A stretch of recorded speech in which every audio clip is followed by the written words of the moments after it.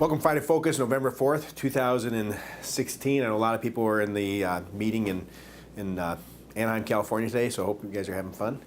Hope to join you today. Later I'm leaving. This is actually Thursday. I'm recording on Thursday, so I'll be flying out there tonight.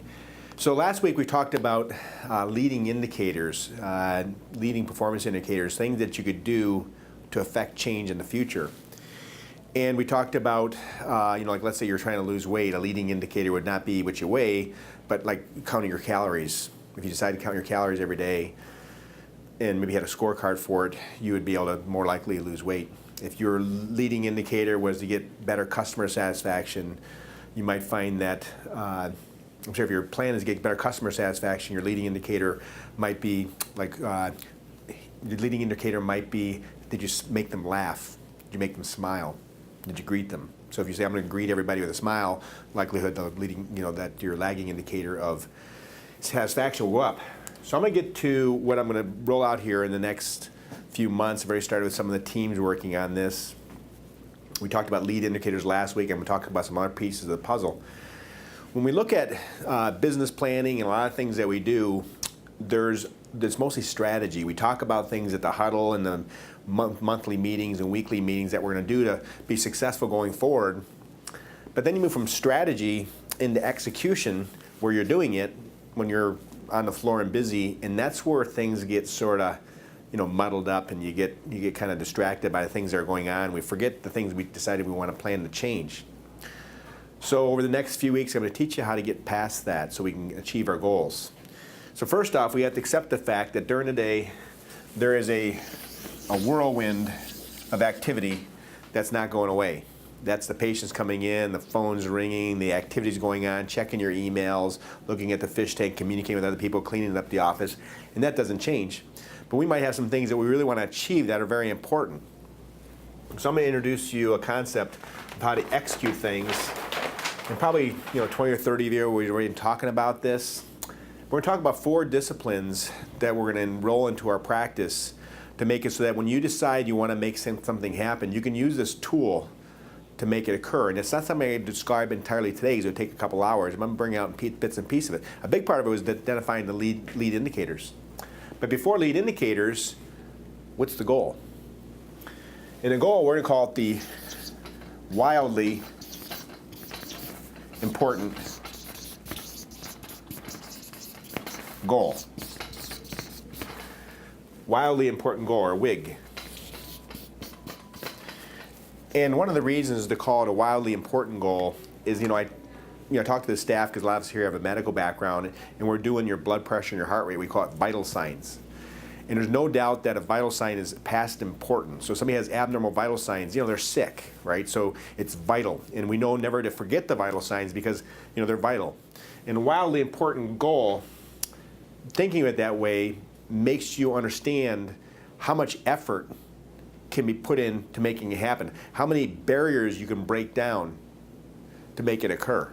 Okay, so it's wildly important and requires you deciding to spend some money of the office to get it going, or to hire somebody, or to stop your day and get it done. Well, that's a wildly important goal. It's kind of what you have to do. So that is step 1. And I'll talk to you about how you decide what a wildly important goal is. Part 2 are the lead indicators.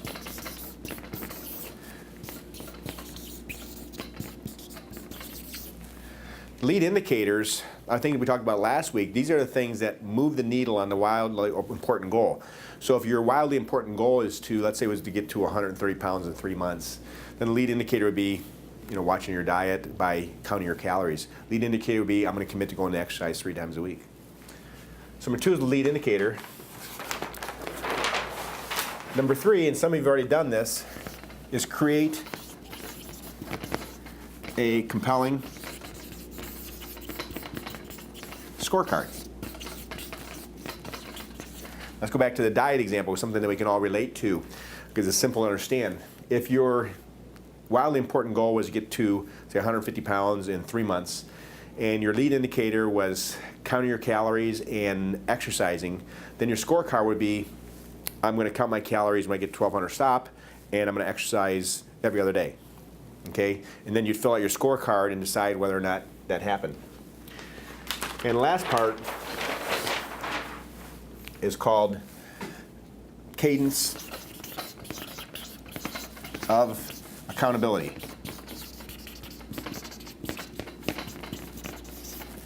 And Cadence of Accountability is what makes you accountable to your team.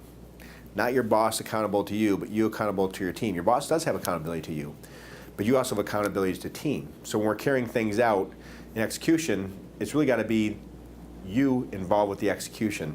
It's not going to be handed to you. Sometimes we expect, from a management standpoint, that the leaders meet in a meeting and they carve on a stone what the new strategy is, and they hand it down to you like some mystical, powerful document. That's obviously BS. It doesn't really work that way. And even though some practices try to run that way and business run that way, doesn't work. Okay, these are things you got to decide as a team and you got to carry out. So I'm gonna go back to the first one because this is something again we're gonna roll out in a few weeks. We talked about the lead economic indicators last time, which is part 2, and I'm going to talk about the WIG, the wildly important goal. Now, the wildly important goal is something that as you as a team have to come up with. And it's something that might change, and it might change over time. And the wildly important goal should have an X to a Y. So a start point and a finish point. So it might be, this morning I met with some staff in Shelby. We talked about one of their wildly important goals was raise revenue per new patient. And they decided, okay, our lead indicators will be rebooking them more, increase the size of the sale, talk to them about other services that we offer, and same-day treatment. Okay, those are lead indicators. And they decided their wildly important goal was taking average revenue per new patient from X to Y value in an X to Y time. So they set, 3 months, they're going to raise the revenue per new patient by 12%, which have a substantial impact on our practice, obviously. A wildly important goal, I met with the Mars team, and they decided their wildly important goal was to improve the KPI, which is to improve the Net Promoter Score. N was NPS, Net Promoter Score. And their intention was our lagging indicator is the Net Promoter Score, and we want everybody to be over 75% in 6 months. So when they said, okay, the Net Promoter Score is this, we get this, and if you haven't seen it, you can talk to your coworkers. We share those. But Net Promoter Score is whether or not our customers promote us or detract us. Anything over 50 is good, and we're always at 50 all the time. But we want to get over 75% all the time in all offices. And they went through why they wanted to do it. It's because this is wildly important for us to get referrals and continue to grow our business and deliver our brand promise of excellent service, respect people's time, and get great results. So we want to have people, when they come here, they promote us. And we want it to happen over 75% of people all the time, every office in 6 months. And then they went forward and figured out their lead indicators to make it happen. Well, that was wildly important. So now they know anything that's in the way, any barrier that's in the way, they can remove it to make it occur. The wildly important goal for marketing might be to bring in higher value patients. Okay? Well, then you'd have to figure out how do you measure that, in what period of time you want it to occur. The wildly important goal for the call center could be something like either number of new calls or number of new calls with a certain quality rating. So they could say, we're going to set up a quality rating where the staff rates the quality of the patient. And we want it to be like over 75% of the patients are great patients. I mean, that could be a wildly important goal. I think that would be good for our business. And again, the wildly important goal is not a lead measure. It is a lagging measure, meaning something that you're measuring that already occurred. The lead measure is a thing that you do to move that number. So if the wildly important goal was to improve the Net Promoter Score, that would be a lag measure, because once we get the Net Promoter Score, it's too late to do anything about it. But the lead measures would be figuring out how to reduce wait times, figuring out how to, asking the patients for referral. They're more likely to have a positive net promoter if you do that. Making their experience better when they're there. Making them not wait is probably one of the big ones. Having a certain frequency at which we make sure the place is clean. Like, let's say we're going to once every hour make sure that our office is clean. That's going to likely move forward the Net Promoter Score. For the vein staff, they decided their wildly important goal was to get 55% or 60% of patients that come as consult into treatment within 2 weeks. That was their wildly important goal. We've been talking about this a long time. It's very important that we do that. And to move that needle, they figured, okay, we got to get same-day mapping up to a certain percentage. After mapping, rebook them within 1 week in a certain percentage. Rebook all patients at a certain rate. And there's some other factors as well. And we'll talk about how we're going to measure that later on. But today we're talking about the wildly important goal. So I'm going to try to meet with most of the teams. I'm also going to try to train other people on this process. So you'll be meeting with other people about it as well.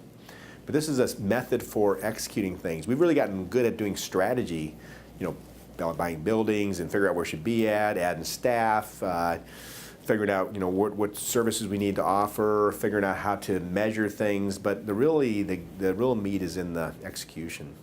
How do we carry things out? And how do we make it happen? How do we get the message to the person that's closest to the patient, understand exactly what the wildly important goal is, and then with the lead economic indicators.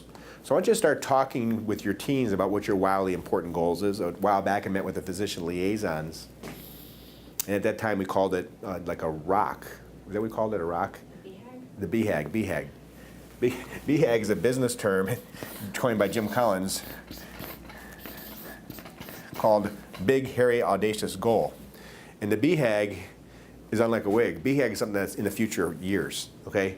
But you get there by doing multiple wildly important goals. So a wildly important goal is something you want to have it within 3, 6, 9 months or a year. And BHAG, we're not going to talk about this maybe much now, maybe in the future we will, but the BHAG is somewhere you want to be like in say 3 to 5 years. And their BHAG was getting a certain number of patients referred every month, and you take steps at a time. You hear the proverb, how do you eat an elephant?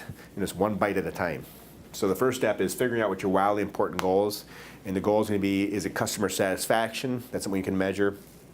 Is it revenue per new patient? Is it number of calls that come in that get converted, or is it number of calls that come in that are high quality?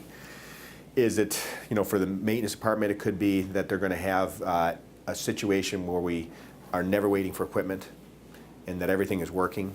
For IT, it could be we're going to reduce downtime of computers to 2%. That'd be a good, valuable thing.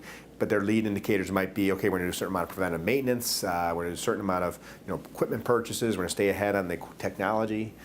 For the finance department, their wildly important goal might be a profit margin.